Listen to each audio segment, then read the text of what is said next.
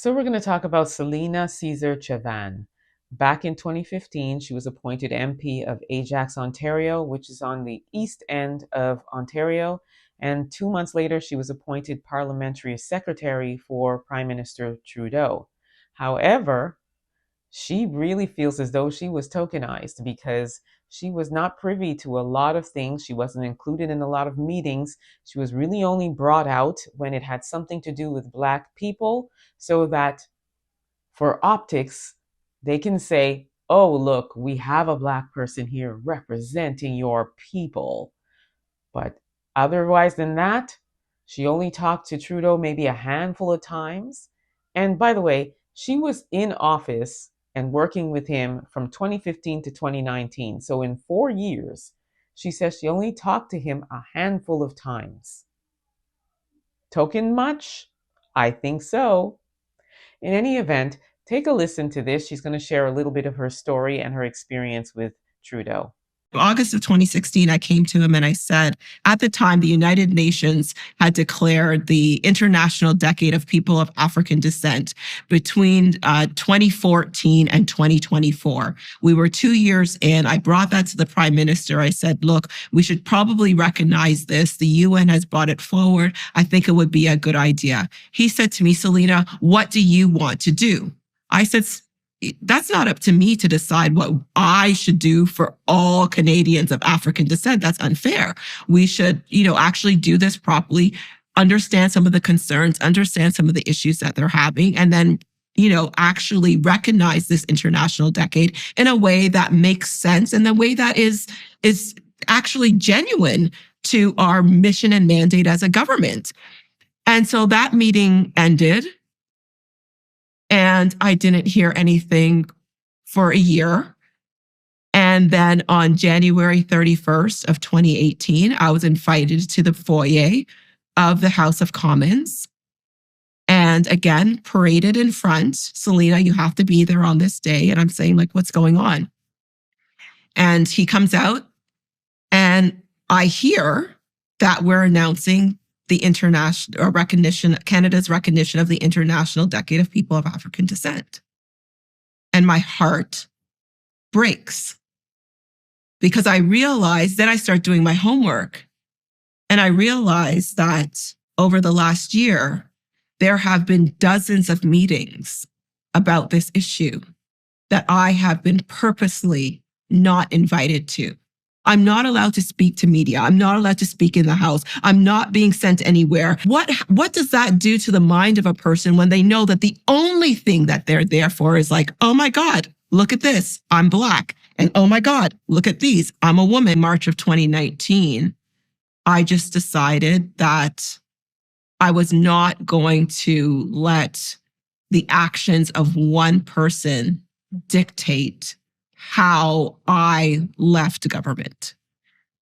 And I was not going to let Justin Trudeau continue to be presenting himself as this sunny ways, great politician when I knew that he was the emperor with no clothes on. I didn't have to have a public blow up with the Prime Minister. When I told him that I was leaving in early March of 2019, I was very clear for all of the reasons that we discussed before, feeling tokenized, not getting the support of the Prime Minister, just being very much marginalized within a liberal, which is it makes me so it is so upsetting because it's one thing to say, you did some missteps, but I felt duped by a party that I really thought understood what it meant to be center, understood what it meant to have equity and justice, what it meant to have those things.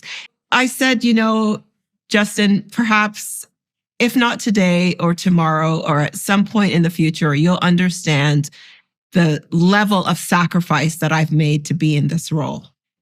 And then he was not happy with that. He said, oh my God, Celina, I can't believe that you're talking about my privilege. I was like, what? What? He went on and how I needed to appreciate him because he came to the riding during the by-election and how I should be, grateful to him. And I just was like, oh, hell no. And I said a few choice words to him after that because I lost it at that point. He's able to get away with those kinds of things. And I wanted to make him darn sure that he was not going to get away with it with me. So I told him, absolutely not. You are never going to speak to me like that again. And, just like I'm sitting across from you now, said, let's be adults here. We said some things we didn't mean. Let's move it along. The level of contempt and almost hatred that he approached me with. I have never felt more scared in my life of someone to be in a room with someone. There was no words. It was a glare. It was this reddening of the face. It was the exhalation of his voice. And I stood there and I was alone in the room because it was after caucus. I didn't want anybody else to hear the conversation. So I waited in line because after caucus meetings, everybody goes up and wants him to sign stuff and talk and blah, blah, blah. I waited till the end. There was nobody else in the room. And this exchange happened and I said, you know what, Justin, and I was stopped in my tracks with the glare, the huff. And then he got up out of his seat and he just stormed out of the room. And I froze because at that moment, I knew that this person actually could make or break the rest of my life.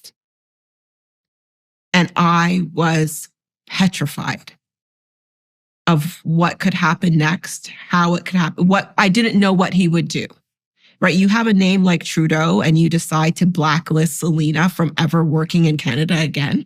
That could happen like that. It's me versus him. And I realized I had no ground to stand on. Let me just add that Celina Caesar-Chavannes was the only Black woman that whole time out of the entire team under Trudeau. She was the only Black woman. I just want to make that clear as well. And so what is the job role of a parliamentary secretary? They're literally in lockstep with the prime minister. They're supposed to have a very tight relationship. She's supposed to be privy to everything. He's supposed to be privy to everything she's doing, but she was completely shut out. And as I said, unless it was something to do with, a Black issue, like what she described at the beginning of the video. She's talking about something that she pitched to the prime minister and never heard anything more about it. And the next thing you know, they're having some sort of recognition event, and that's when she was paraded out. So this speaks to tokenism. And as I mentioned, Celina was only paraded out and sent when it related to Black politicians. The inauguration of Akufo-Addo in Ghana, she was sent for that. She was sent to Washington, D.C. for an event that involved Obama. And then she was sent to D.C. for the opening of the National American Museum in Washington. She was sent for that. But otherwise than that, she was completely shut out. Why she stayed for 4 years is beyond me.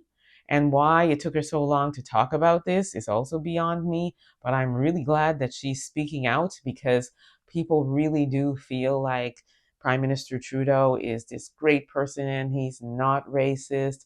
I believe he is. I've already spoken about it. I have mentioned him being in blackface. Granted, it was before he became prime minister, but my thing is, he was a racist then, he's a racist now.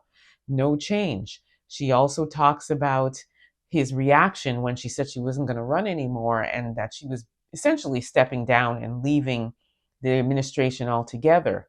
There was an Indigenous woman who was also part of the team, and she had resigned very close in proximity to when Celina Caesar also tendered her resignation. And he said to Celina, I can't have two women of color resigning on the same day. So there you have it. Optics. That's what he lives for, is how does it look, right? It's not authentic. It's not genuine. Then, of course, he goes into his privilege and blah, blah, blah, blah, blah.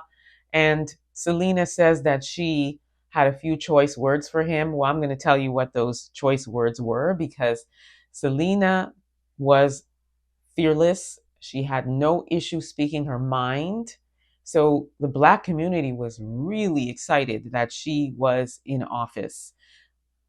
So much so that when she resigned, they came down on her and said, how can you leave there? You're all we had. But it was affecting her mental health. She actually ended up having a nervous breakdown in 2016, and she was in a hospital for 4 days. So it was affecting her. And she realized, you know what?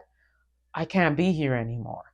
But anyway, I digress. Those few choice words were, who the F do you think you are, M or F'er, talking to me like that? Those were the choice words. And that's how fearless she was. And that's how much she clashed with him, because she was not putting up with it, which is why I don't understand why she stayed that long. But I think she was really trying to do something for her community. And so she hung in there. But there's only so much you can take. So I, for one, I'm glad she's come out and she's speaking out. And I definitely will be investing in her memoir. And again, Trudeau has displayed it over and over and over and over again. So kudos to Celina Caesar-Chavannes. Thank you for telling us your story. Everybody should invest in her book so we know what we're dealing with here in Canada. Let me know what you all think about this. Don't forget to like, subscribe, and share this content. Also, don't forget to download the African Diaspora news app. You can grab it at your Google or Apple store. And don't forget to subscribe to my YouTube channel, The Black Experience with Emma Ansah. Until next time, please be safe, everyone.